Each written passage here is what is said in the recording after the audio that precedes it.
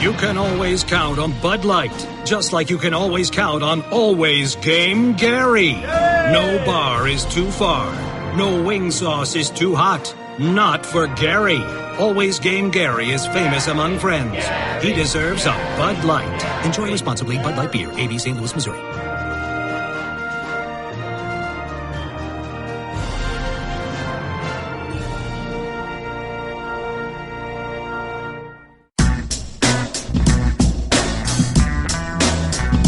It is time to wake and take with Stugotz. Call now. 786-456-4837. It is Wake and Take here on 790 The Ticket. Man, I got a lot of notes. You don't sound excited for your notes. Why? You just didn't open up Wake and Take with the right amount of energy. It is Wake and Take here on 790 The Tickets. He does sound a little sleepy, right? I am a little sleepy. Yeah. Hey, what's up, man? I didn't see you there. Hey, what's going on? How's the thumb?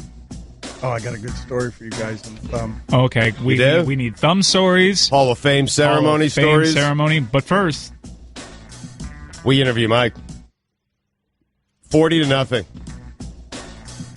By the way, we take your phone calls. If you want these thoughts and these notes and what's going on in my head, 786-456-4837. You have to ask the right questions. I'm going to ask Mike the right questions right now. Who's enjoying this Dolphin season more than Ryan Tannehill? Go ahead. Name a single person, because he has never been more valuable to the Dolphin organization and Dolphin fans than he is right now.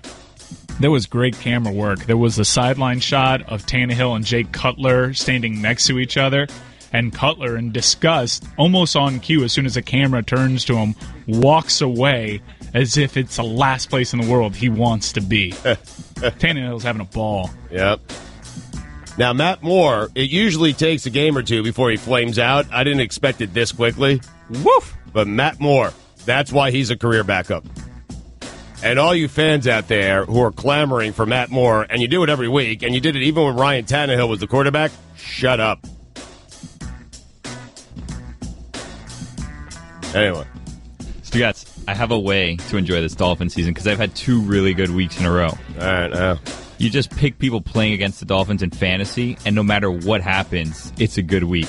Either the Dolphins will win, or your fantasy players will just have huge days. Like yesterday, my defense was on a bye. I picked up the Ravens' defense, 27 points. Nice. That is an excellent strategy. So you suffer the loss, but you win. Yeah.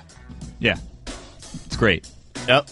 Of course, not something that you could do every week because inevitably you'll run into a defense that's already on a team. So, like last week, I had Aaron Rodgers. He got injured. And then in our league, there's so many teams that there's very thin amount of quarterbacks available. So I got McCown, and he got me a nice amount of points against the Dolphins. Had a great game. Great fantasy game against the Dolphins. Ooh, I had the Ravens in the Lobos League. Very nice. Well Killed done. it. You didn't know that till just now? I haven't really been paying attention to Los Lobos. Let's be real. All right.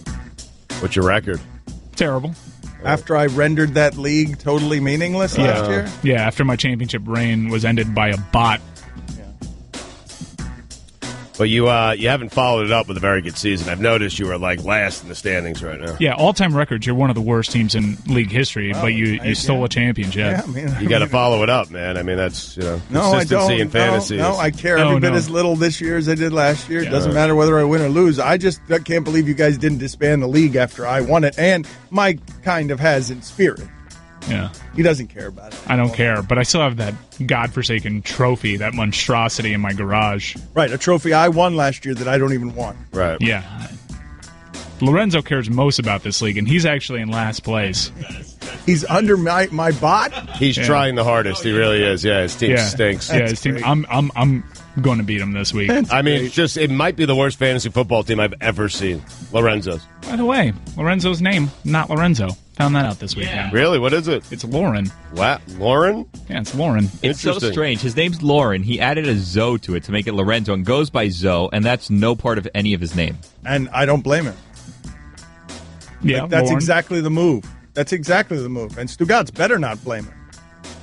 Why would I blame him? I'm saying because Lauren is a woman's name. I guess he didn't like that, so he put a Zoe on the end of it. You put a Zoe on the... Guillermo, put this on the poll. If you put a Zoe on the end of anything, do you make it more masculine? Huh. Jonzo. Danzo. Yeah, I guess. Yeah, and so Lauren put a Zo on it, and now he's Lorenzo. Yeah. To be fair, I think it's pronounced Loren. That doesn't make it much better. Yeah, still effeminate. Now that I'm thinking about it, I do have two guy friends. I shouldn't say they're friends. They were friends. I knew them growing up, whose first name was Lauren. I don't think it's that uncommon of a guy, for a guy to have that name. I'm not saying I wouldn't put the Zo on it either. I'm just saying I don't think it's that uncommon for a guy to have the first name Lauren. I'm wondering what these two guys did, because you call everybody your friend. Yeah. These guys must have did something bad to you. Well, I don't know. It's a good point. I haven't spoken to either of them in 20 years. All right. Well, we'll get into the Dolphins. But first, Dan, how was last night, and what's up with your thumb? Hall of Famer. Let's go to the thumb first, please. Yeah. And congratulations to the Hall of Fame. I see you're wearing your Hall of Fame jacket today. Yeah, it's very exciting.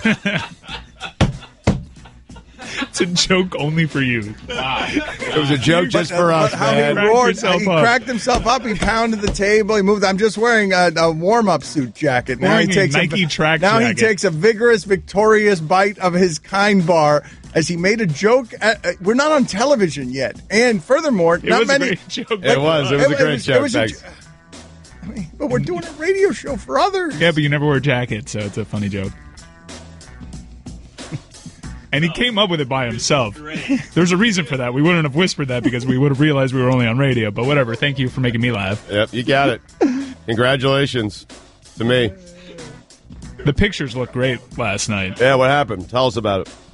Well, hold on a second. And I will. I'd be happy to. But Yeah. for just a second on Matt Moore, you saw it took them it took them a half of successful football to realize, nope, we're going to dink and dunk with Matt Moore. And if that 28, the score that made them go from 21 to 28, or maybe it was 26 because they didn't get the 2 point 26, conversion. yeah. From 20 to 26, that score was Matt Moore, all checkdowns, all the way down the field, and then on the last check down when he's going 7 for 7 or 8 for 8, it's right into the face of a linebacker who returns it for a touchdown. So all of it, they give us all of a half of exciting football. Right. And that was last week. Open air, they're throwing the ball around the field, and then they try to Jay Cutler, Matt Moore, and they deserve what happened to them yesterday. They deserve, if you're going to go in there and play check down football. That drive was so emblematic to me of what's happened with the scared offenses. Right. Now, you're playing with your third string quarterback. You really shouldn't expect to win a road game. Like, period. Ever, under any circumstances. You're playing with your third string quarterback. I think maybe expecting a win is too much. I think Dolphin fans were expecting to, against a bad Ravens team, to be competitive. That's all. Well, but you said before the game that you thought the Dolphins were good, and they're not. Their Dolphins are just okay.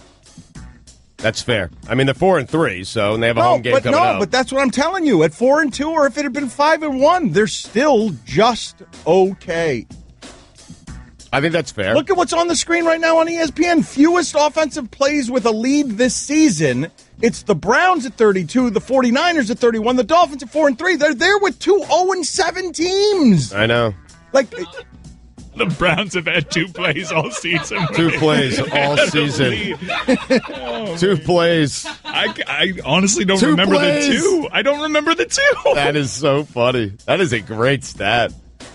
How about that hit on Flacco?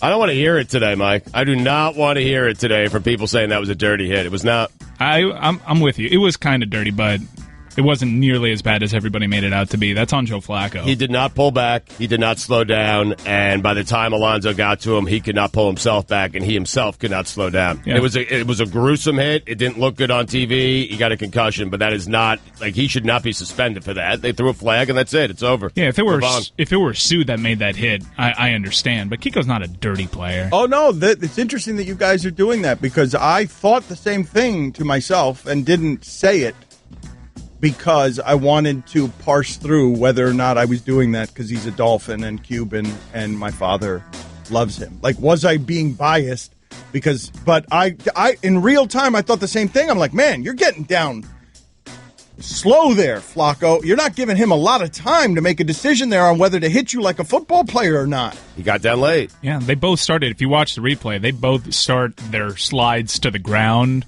from opposite angles at the exact same time. People were outraged about that, man. It's just not a good. Bad. It's just not a good. Yeah, look it looks bad. Yeah, you don't want a helmet flying off. Well, I mean, the guy looked concussed. And Right. But I want to discuss all of this because I find all of this fascinating, right? Because football just got real last night in a way that made people uncomfortable because now we're more informed. Yep. And that's the area, that the space that they live in is that dangerous space right there where you have a split second to make a decision, and we're arguing about whether you made the right one or not, and we could easily defend it. And on the other side, you're arguing against horror that didn't used to be there, but is there now because of science and information. Sure. I wonder if any of that maybe pressures the NFL into suspending him for a game. Yes, maybe he will. So? Yes, maybe, because they want to make a point of these things. Things that look bad? No, not in our league. Not things that look bad. Right. Not things that are bad. Right. That they don't mind so much. But I think the referees, correct me if I'm wrong, I could be wrong on this, and I apologize in advance if I am. I'm being responsible. I think after the game, they said, because they were questioned as to whether or not, why they didn't suspend or kick him out of the game. And they said, spirit of the rule. That Joe Flacco was going fast. He did not pull up. He did not slow down. He slid late, and Kiko couldn't contain himself. He couldn't help himself. No, the biggest problem I had in that whole exchange was what Sue did after. There was I don't know how he missed Kiko Alonso without a helmet, coming into that pile, destroying the guy head first that had just put Kiko down. Right. It was a big day for Sue yesterday. Did you see him attempt to choke slam Ryan Mallett? That's also on Ryan Mallett. It was both the quarterback's fault. Ryan Mallett stepped to Ndamukong Suh, and Ndamukong Suh grabbed him by the neck and lifted him off the ground, not unlike Darth Vader. What if Brady was hit like that? Make it Brady or Rodgers. Oh, yeah. You think he's getting ejected, though? Yes. Oh, you get, yeah. Forever, right. Yeah. There's a Wells investigation. Not just from football, from Earth. Yeah. Like they would have to live, Kiko would have to live the rest of his days orbiting the Earth in a coffin that's not allowed into any other galaxy. Ejected forever.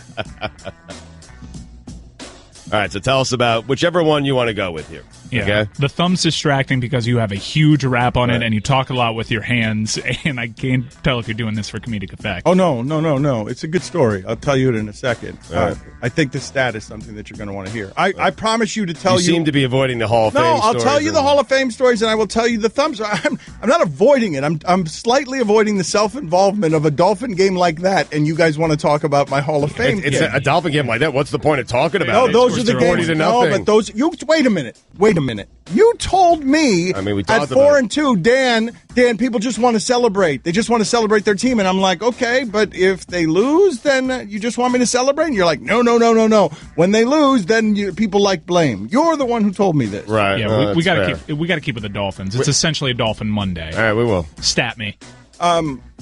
The Dolphins are now 13. This is the great mask that the Dolphins wear, and I don't think any other team in the league wears this particular mask. This is from John Max on Twitter, and I think it's an amazing statistic, and it explains to you why the Dolphins are frauds. And not just because of last night's 40-0, but look at what I'm going to tell you here.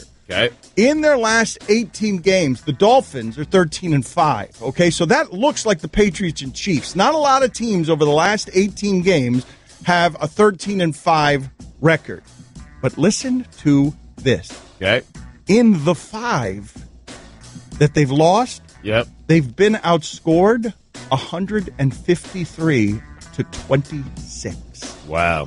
Yikes. So they're winning. What they're doing is they're winning all those close games, and it's not an ability. They're winning all of the close ones, the 3-point ones. They've got some sort of record for the close ones. But when they face anything that's actually good, they lose like they did to the Steelers in the playoffs. They lose. Those 5 losses, that team, the Patriots never lose. You could go through the last 5 losses of Patriots losses. Do you think they're like that? What, a 40 to... No, No. 153-26. Oh, absolutely not. No, well... Whatever the number was I gave. No, they got They were blown out by the Chiefs twice, Kansas though, City. I think. They got manhandled by Kansas City, but No, you're not going to find anything like that. That's pretty.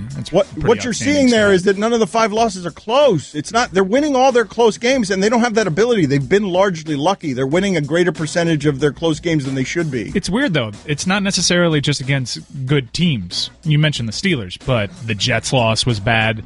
They've lost 2 games to the Ravens where they've been pounded, and these are average to below average Ravens teams. Mike, they should have 3 shutouts against teams that we know aren't that good.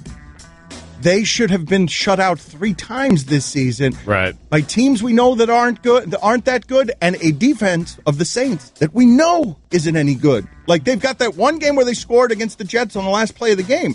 Do you realize how terrible that is? No one in the league, not the Browns, not anybody, looks that kind of terrible on offense, where you can be shut out essentially 3 times already, and you've only played 7 games. Pretty embarrassing. Patriots have lost, like, when they lose, it's 31-24, 16-0. They lost to the Bills last year. That was without Brady, by the way. But they'll, and I'm sure they'll lose some close ones too. But the Dolphins don't have this ability to win these close games, and they have been winning all of them. I can't tell if it's weighted just because of that one Dolphin performance, but New Orleans hasn't been terrible on defense this year. Middle of the pack, which is a vast improvement from what we're used to seeing them over the last decade. All right, you guys tell me what you want to do, because we'll do it next. Like, I'm telling you, the thumb story is funny. You guys are going to get a lot of laughter out of the thumb story. All right. Coming up next, thumb story. You can always count on Bud Light, just like you can always count on Tailgate Terry. Without Tailgate Terry, you wouldn't have cold Bud Lights and 7-layer dip at every pregame. That's 56 layers per season. Just the right amount if you ask Terry. Tailgate Terry is famous among friends. He deserves a Bud Light. Enjoy responsibly. Bud Light Beer, 80 St. Louis, Missouri.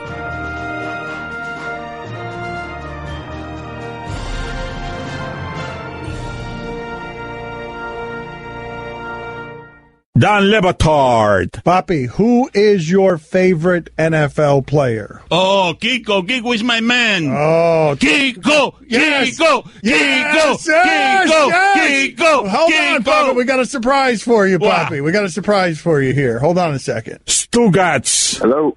Hello, Poppy. It's Kiko Alonso right there, Poppy. Nah, that's Dímelo, not papi. Dímelo, Kiko. Papi. Kiko! Papi! Kiko, ¿cómo estás, Kiko? Todo bien, dímelo, ¿qué pasa? Óyeme, ¿te gusta el arroz con frijoles? Claro, mira. Eso es lo que te hace a ti ser un jugador bueno, mucho arroz con frijoles. Really? Okay. Claro.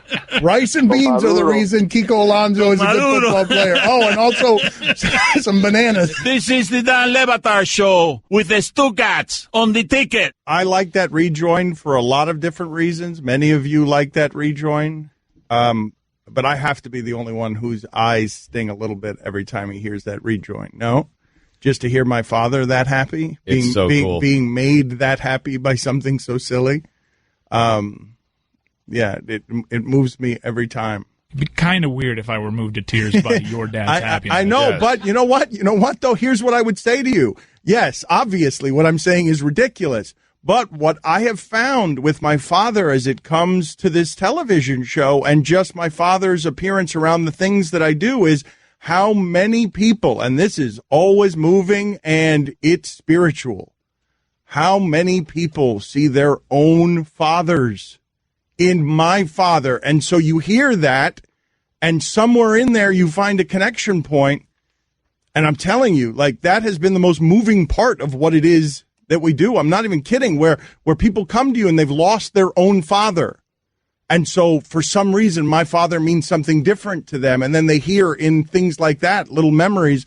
And I know I'm getting super syrupy on you, but like, I'm dead serious in terms of how, like, I feel now, you know, I'm grounded, right? You know that I'm not floating off in abstract land. I feel something shift in me every time that happens. When somebody brings the thoughts of their dead relatives that are being seanced by my father. This is super heavy. Okay, It is let's super move it heavy, on. but it is very cool, I will say. All right, let's move it on then. Mike, we talked about this. I saw it on Chris's face. I saw it on Chris's face when we were talking about the gala with his own father. Like the stuff, when you get older, you start thinking about these things because my father's starting to look like my grandfather. Yeah. He's starting to do all the things my grandfather did. Yeah, it's probably more to do with your father getting older than you actually getting older. I guess I don't have that kind of relationship with my dad. I do not see any of my dad in your dad. Right, and nobody here has lost a father. Like, this is the stuff, like, you guys don't have any connection points on this. The idea of, I'm talking about the number of times that I get, and it's the most moving thing I get in the way of compliments. Your father and you know how much I love the Miami compliments, the compliments that are about what I mean to Miami. The compliments that I get when people say that your father made me think of this and this and this with my father. All right, enough with the syrupy stuff. Maybe I'm nostalgic. Did you get a lot of that yesterday at your Hall of Fame induction? No, I did not. Let me tell you this. It was all about you. Yes. That was all about me. That's right. He didn't figure out a way to make it about him? My father was off being Papi. My mother likes to go out to places where Papi is Papi because the guy that she lives with is not quite the guy that you see in public. As you could probably imagine, right? She's said many times that she's wanted to have an affair with the man I co-host the television show with, and I don't think she was talking about Bomani. May have been. She could have been, right? Never know. My mom's... I think that required a follow-up of some sort. Just to be sure. I assumed it was... Have you ever asked? No, I haven't. I don't think I want to know the answer now that we think about it. Maybe my mom's got a freaky side I don't know about, and I don't want to know about it. It's okay if I never know about it. But he was in his element last night. So this was at Marlins Park. It was the Chamber of Commerce. It was a lovely event. And I was surprised by a couple of things that happened to me in terms of feeling moved by it, because I try to keep that stuff down in a way that's probably a little repressed. Like, I don't want to go and be basking in being given awards and talking about how wonderful I am. You know what I mean? Sure. I mean, seems like something I'd love, but I understand why you would. Let's talk about me. Yeah, it's uncomfortable for me. Like, just all of that stuff. So Pat Riley was there, and Jim Morris, the University of Miami coach, and it was nice to see him. Like, he's got a 6-year-old, so he had a baby at 62. What? Word? Whoa. All right, so I guess your window hasn't closed yet. No, it's closed. Now, That's wait a minute. mistake Let me hold on a second. Let me go back a second. Because Jim Morris, the University of Miami baseball coach, is he 62 now? So maybe he had the baby at 56. He might be 62 now because it doesn't seem like he would be 68. But you should have seen how happy that dude was, Mike. Like, just to have his son around him.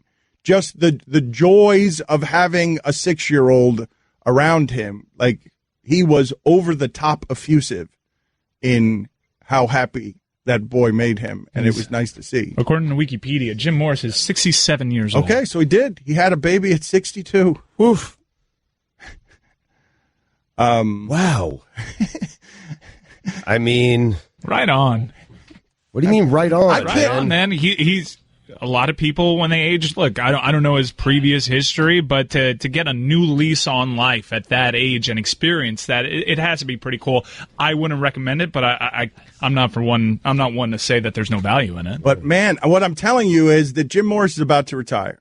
Jim Morris has had it rough of late, right? University of Miami baseball is not in the place where his teams have always been for 4 decades. Yeah, we're not winning all the time. Right, time. and he looked so happy, and I know the previous incarnation of him wouldn't have been. Like, if going through this, like, Miami's down.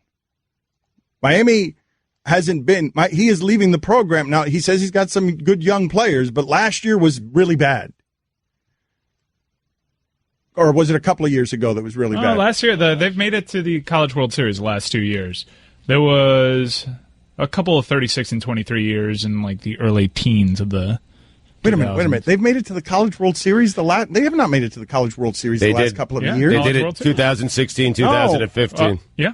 Yeah, they did, Dan. I'm telling you. They were 50 and 14, and they made it to the College World Series. And the year before that, they were 50 and 17 and made it to the College. Yeah, year before that, they were 44 and 19, made it to the regionals. Regionals. They've been making it to the Where the hell have I been? I don't know. You're telling me that didn't they just get done with the season that was like they barely got to a super regional? No, they won the Coastal. Yeah. They've won the Coastal the last 3 years. And maybe his happiness has nothing to do with that kid. What an egregious mistake by me. Zebra steel pins are forged from grit, like crafted swords from ages past. A Zebra steel pin feels good the second you pick it up. As you battle your way through the day, sitting at a desk or playing in the dirt, arm yourself with a tough Zebra steel pin. It's as reliable as a sunrise, because after all, a day without sunshine is like night. Pick up your Zebra steel pins at Walgreens and other fine retailers. Now you've found Zen in your pin, and it's tough as steel.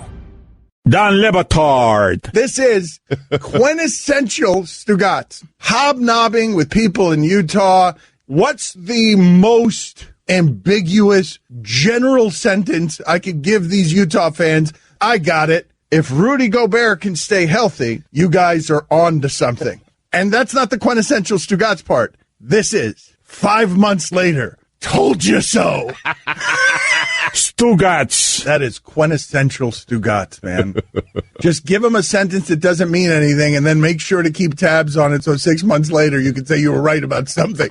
Even though what you originally said wasn't right or wrong, it's just a sentence. This is the Dan Le Batard show with the Stugotz on the ticket.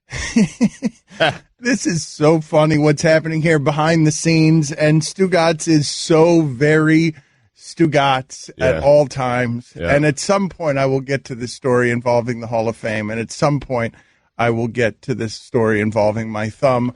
Something funny happened during the break where I was going to my wallet to pay a fine, a $5 fine, the biggest of fines, for getting a fact objectively wrong in such an egregious fashion that one of the arguments I could be making could be disproven by someone having a fact on the other end. That's a $5 fine for me. Right. And I was looking for the $5. And furthermore, you guys read the internet so wrong that I was questioning, I'm not kidding you about this, Stugotz, my medication, because I thought I'd imagined a bad University of Miami season, an entire season of bad University of Miami baseball. Yep. You guys had so much conviction of like, Dan, it's right here. It's on the computer right here. That you guys had so much conviction about it that I'm like, oh my God, I really need to fix the dosages on my medication. I imagined a bad University of Miami baseball season. You still might want to look into it. It hasn't been a banner couple of weeks. Okay, yes, I might need to look into it anyway for other reasons. And I did point out I was giving you the 2016 record for the Canes, and you should have pressed me. No, we were wrong. That's on us. Now I'm lashing out. Now I owe. Well, no, you don't owe $2, but you owe $5 for reading the internet wrong. Because that's a $5 fine for me. Yeah, that's pretty egregious because we said it sort of pompously. That was 2017. They had a bad season last season. Right. I guess what happened there was we read 2017 as if we were still within that season, not thinking it was completed. The 2 previous years they made it to the College World Series, but that's not a fine for Dan. That's a fine for us. I'll share this fine with you. It's really a fine. You want to go halvesies on it? Oh, wow. Okay. You'll have to spot me. That's interesting. Who is the again? money. You don't have money? No, Let me we've check, got hold to, on. Mike. We got to do something about this. I got no money. He's got no cash again, and this is how he's going to handle not paying fines. He's just going to try and never give the money. I'm going down to the ATM machine during the commercial break. Guillermo, No, I'm not. Guillermo, put on the poll, please. Did you know that ATM machine was redundant? Because I did that one all the time until someone corrected me. Okay, just ATM, right? Uh-huh. The M is I may for have done it machine. last night. I may have also done it last night. Right. I'm not going to the one downstairs. I'll walk a couple of blocks here because the one downstairs charges like $4.50. Okay, but now he's got 8 IOUs, and Mike, that you need to figure out that each IOU is another 10 cents or something, or another for the number of IOUs. Interest, I mean. Yeah, yes, because you need to be further punished for the fact that you're trying to get around this fine system. All right. Anyway, that's not even what we were laughing about. This is what we were laughing about. Mike Ryan has to go to the grid of death today. And on the grid of death, his punishment is he's got to be the ultimate warrior. And so he just came in here with the tassels on his arms and the hair. And my brother's going to come in and paint him, LeboArt.com. He's got a new print coming out, licensed with Muhammad Ali, that is a big deal. Muhammad Ali, doesn't team. That estate doesn't team with artists. I mean, they have with Leroy Neiman, but they don't team with a lot of artists. Yeah, Ali's name is on it. This is a true collaboration between the estate and Lebo. There's prints, there's shirts. It looks pretty dope. Yeah, LeboArt.com is where you go. But my brother's going to come in here and paint him. And so right there, Mike Ryan took off his shirt. And in so doing, what happened was funny, right? Because now you're dressed like all the confidence of the Ultimate Warrior. And I just instinctively burst out laughing. But I was bursting out laughing because I could see Mike, the confidence of the Road Warrior, but I could see in Mike's eyes that he wasn't feeling confident about what is. That's a fine. I called the Ultimate Warrior the Road Warrior? You did, yeah. Yep. Road Warriors, a.k.a. Legion of Doom. Different guys with different painted faces. Okay. You got some money in there for me, or what? How much is that fine? Is it $5? What is that fine? $1, $2? How much is in that bucket? Whoa! I just threw 100 out there. Yeah. Well, that should cover me for the last 5 days. How much is in that bucket? It's got to be approaching $1,000 right now. No, it's approaching 600. We are hemorrhaging. Yeah, that helmet still hasn't been pulled from the bucket of death. There is a fine bucket helmet, which guarantees you death, but it also guarantees you all the money that has been accrued over the last year in that Paul Fine bucket. It's like $30 if I owe you. So Mike Mike has a very good body. Okay, No. Mike Had a very good body. Mike, Very. look, here's the thing. This is what I'm saying. You thought I was laughing at you because I was laughing at your body. What I was laughing at was the juxtaposition of the Ultimate Warrior, who is very confident, with what I could see was clearly not confidence, with tassels on your arms and hair. And so I'm seeing that and laughing. And so the gentle reception that you get to your insecurity is me laughing in a way that was unintended, because I was just laughing at that juxtaposition. And then Stugotz saying, just blurting, and this is Stugotz, man, Mike, you put on weight. Got right to it. So that's what, so Mike and his vulnerability, what he's seeing here from us is laughter from me, which wasn't intended to mock. It was just observational. And Stugotz just cutting right to the core of it. I like to think it's mass. Mike, you look fine. You did, Mike. Like, you look The nipples fine. are a disaster. We can all agree there. Lebo needs to get here immediately, because part of this challenge was I also get my chest painted, and I'm kind of counting on that. I didn't realize you were so hairy, so the hair kind of covers the nipples a little bit. I think you're fine. Yeah, I'm very hairy. You are. Lebo's very going to need a mighty brush super for the hairy, chest. man. Golly, it does seem like we're getting fined a lot, right? Like Yeah. The whole fine system was to prevent us from making these mistakes that we were making too often, and it was supposed to correct the behavior with the threat of a punitive fine. It's had an adverse effect. Yeah. I mean, it makes everything about what we're doing slightly less fun, and I'm not sure how good it is for the audience. Does the audience enjoy that? The fine system? They certainly like calling us out. Yeah, when things that should they be do. fine. Yes.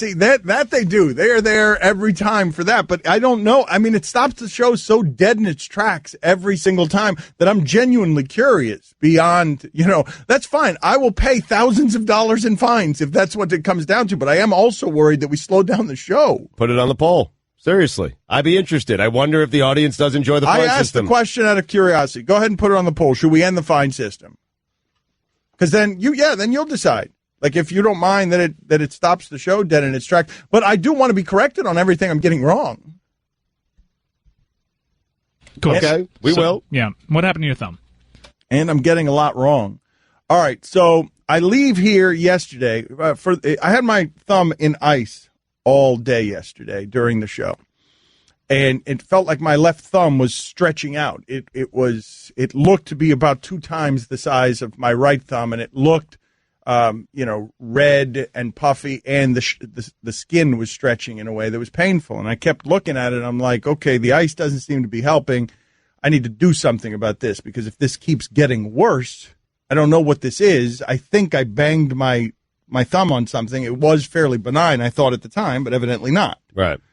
And so I've got to go to be inducted into the South Florida Chamber of Commerce Sports Hall of Fame. And I've got to get there, but I have to stop at the doctor on the way there for my big...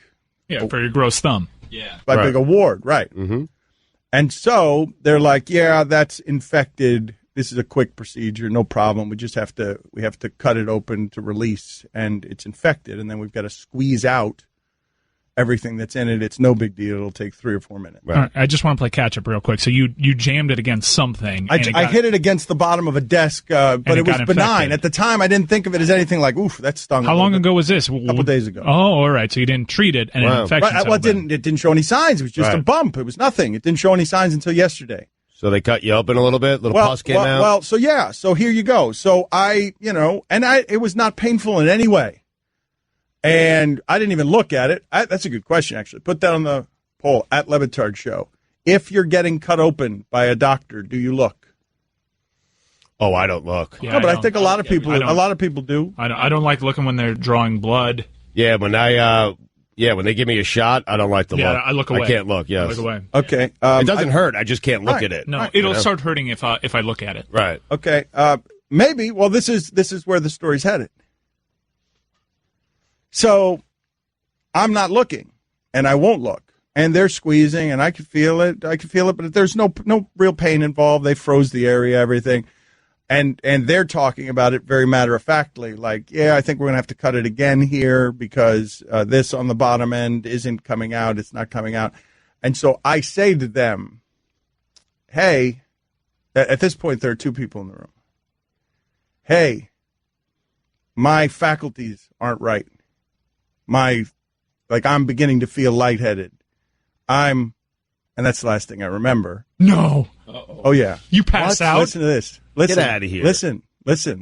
So not only do I pass out, the last thing I remember is another doctor running in with smell. Like I woke to a smelling salts under my nose and a doctor that wasn't there before. I don't know how long I was out for. So, but the juxtaposition that's funny about this is, and now I'm going to be saluted at an awards ceremony after a career about writing of the courageous and the brave in sports.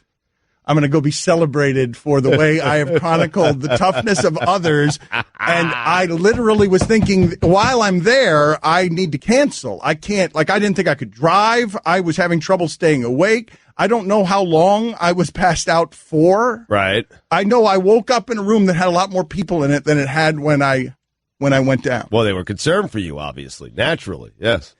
I love that everyone else in the room is laughing at me, and Guillermo is just scared and pitying me and sort of imagining himself in the same situation. Yeah, how are you here today? It sounds horrible. It does. And how'd you make it to last night? That's weekly. Yes, I was weak. Passing out. How often have you passed out? Put that on the poll, Guillermo, at Le Batard Show. Have you passed out? It is such a helpless feeling. Good God, did my stomach feel bad before I went down. How much blood did you lose? You have that ultra-thin blood because of all the tequila you drink. Right. Mm-hmm. I don't know how much I don't know. But, I just think about what I'm saying.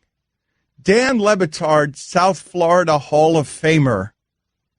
I was on a dais yesterday with Pat Riley, Warrior King. I passed out from a swollen thumb. This would have been a funny way to die. You would have found it funny if you died from jamming your finger. What I'm saying is, getting his finger drained. Pat Riley is Warrior King. It's the chin at the front of your battleship as you head into battle. I am being honored with him. How long did he keep his face under ice water? That's right. When making his speech I think it was at least 25 minutes. Yes, he frightened P.J. Brown and Alonzo Mourning because he said, you got to want winning like you want your next breath. And then he stuck his head in a bucket of ice water and didn't come up for 3 days. Did you use your story at the doctor in the that speech may be embellished? That story might be slightly embellished. No, I heard it. It was 3 days. It was 3 days. In fact, I don't think you're giving him enough credit. A little longer.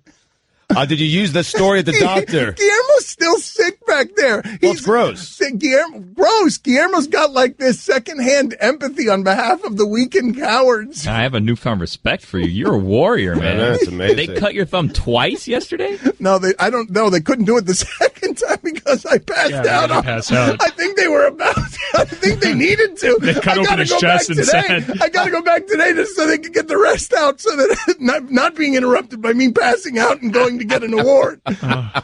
Any funny interactions yesterday? I know Eric and Tony were there. Yeah. Oh, no, they were not. What? Whoa. Eric Whoa. was. Oh, man. Sorry I'm starting about to feel that. bad. Yeah, sorry. I'm legit feeling Man, bad. that is tough. Well, hold on a second. Why only Alec? You see, you're legit feeling bad. You're the one who caused this. Well, I was egged on by a few people that don't like to get their hands dirty. Okay, well, no, that's fine, and we did it on behalf of a show, but guess who it's coming back on? It ain't you guys. You. Yep. Sorry about that. You're the Hall of Fame. I'm good with it.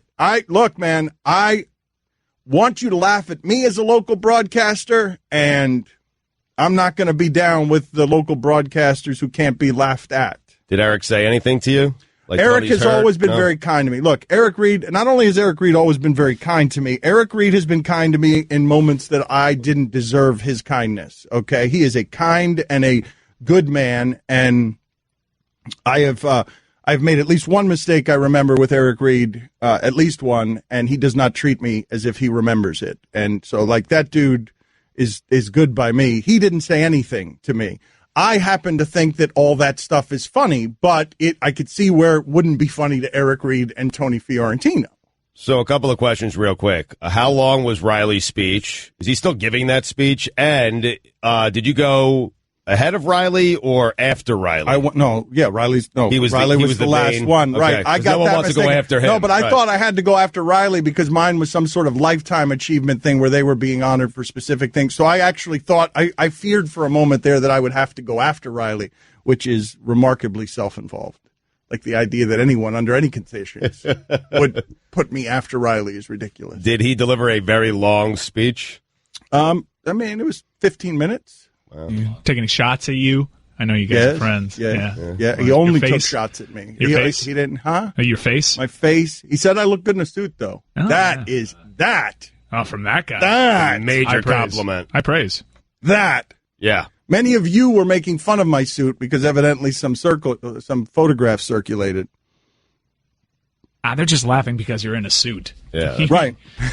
Right. It's Well, an odd size. yes. I was actually thinking about doing it with the suit top and shorts the way I do the television show. That would have been good, right? I was thinking about doing the suits that Tuxedo way. tee. Yeah.